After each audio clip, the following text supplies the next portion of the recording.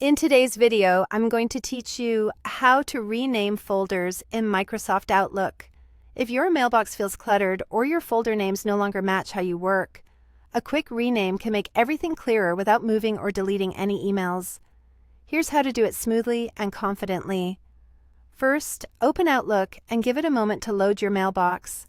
You'll be working in the folder pane on the left side of the window, the column that lists inbox, sent items, and any folders you've created.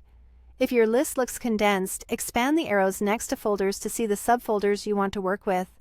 The goal is simply to locate the exact folder whose name you want to change. Next, right-click the folder you want to rename. This could be a top-level folder you created to organize big categories, or a subfolder inside Inbox, Sent Items, or another folder. In the context menu that appears, choose Rename Folder. When you select it, the folder's name becomes editable right in place. Type the new name and press Enter to save it. That's it. Your folder is instantly